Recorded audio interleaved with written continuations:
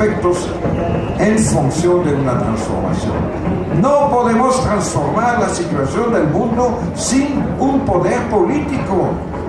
¿Cómo podemos hacer una reforma agraria, una campaña nacional de alfabetización sin un poder político? Es una ilusión de pensar que podemos cambiar las cosas sin un poder político. Pero al mismo tiempo, el ejercicio del poder político no puede ser la única manera de transformar las sociedades, sino justamente se puede transformar también en una manera autoritaria de transformar la sociedad. Así los dos aspectos me parecen importantes en común.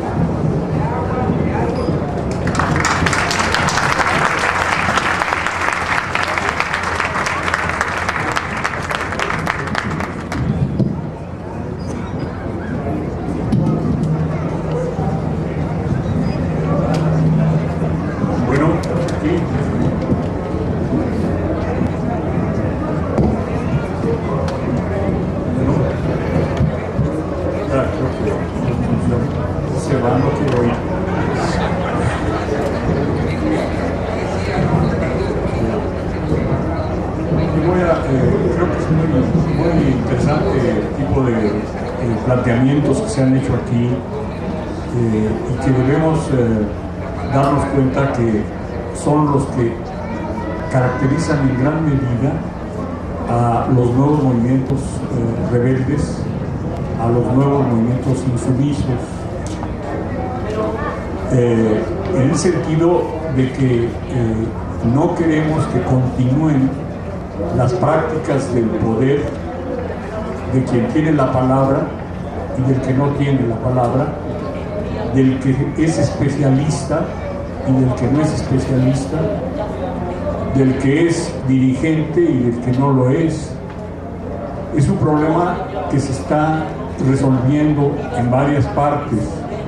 Yo he vivido esa solución en mi curso postdoctoral que hice y estoy haciendo en la Lacandona de México. Allí aprende uno a oír, allí aprende uno a discutir, allí aprende uno a respetar y disentir, a no estar de acuerdo y al mismo tiempo hablar de una manera fraternal con quien no está uno de acuerdo. Allí está la posibilidad que aquí nos ha explicado el compañero Héctor de la Cueva, de hacer distintas reuniones en que unas veces la academia o los especialistas hablan y otras veces la academia y los especialistas aprenden. Y esto parece demagógico, pero realmente aprende uno mucho. Hay toda una cultura fuera de las escuelas y de las universidades de carácter superior, de carácter muy avanzado, entre otras razones porque la palabra no se usa sin peligro, porque hay que usarla a sabiendas de que cerca y probablemente dentro esté el enemigo y que está dispuesto a usar todas las armas en contra de uno.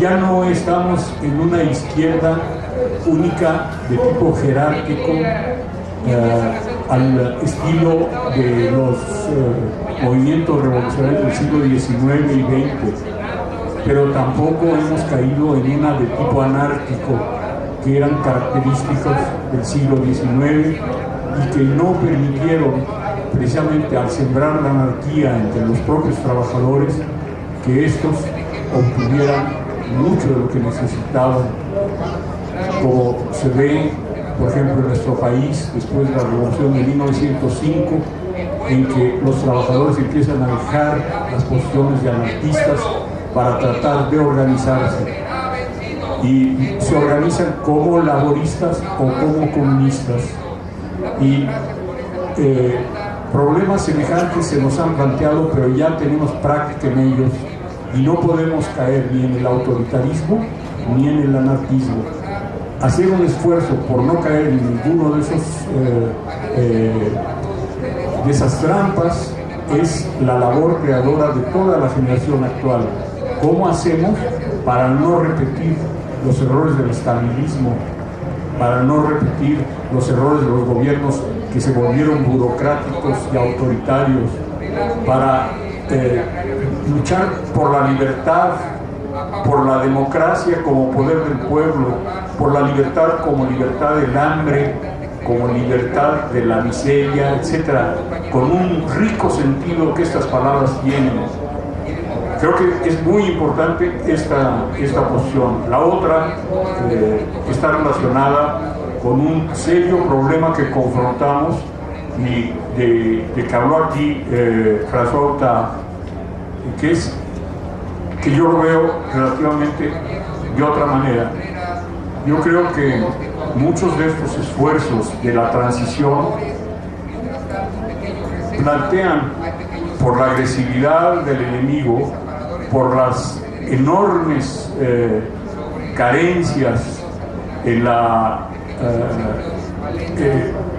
situación, en la vida de la gente que lucha, y por muchas razones más, promueven una situación en la que no se pueden resolver los problemas sociales a la velocidad y en su totalidad como todos quisiéramos.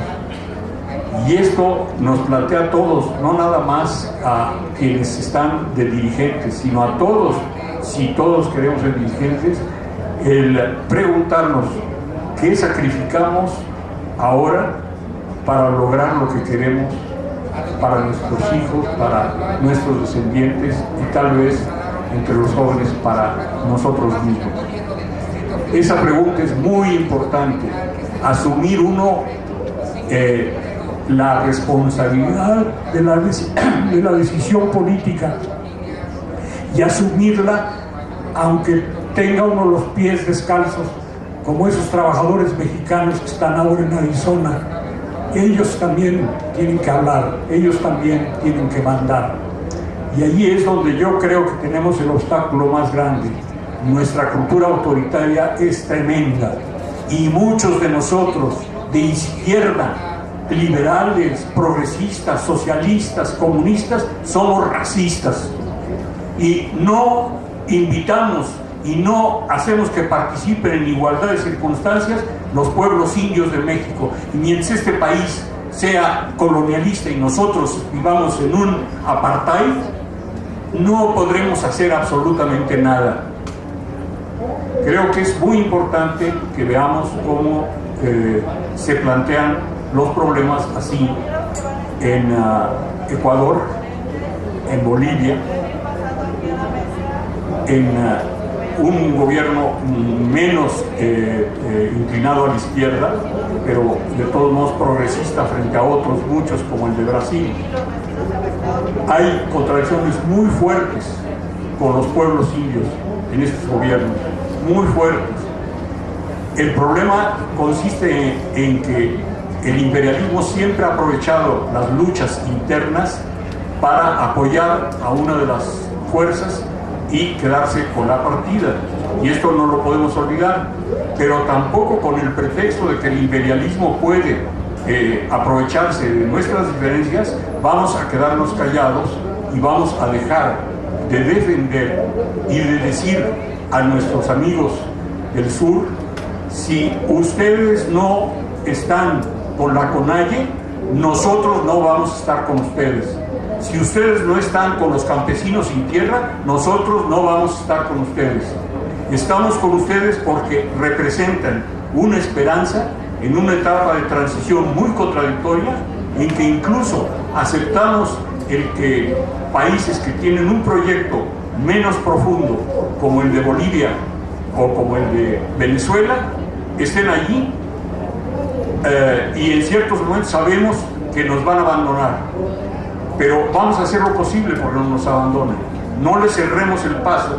Veamos si ellos hacen lo que se tiene que hacer, que es lo único que podemos hacer en un plazo relativamente corto y que nos puede dar poder.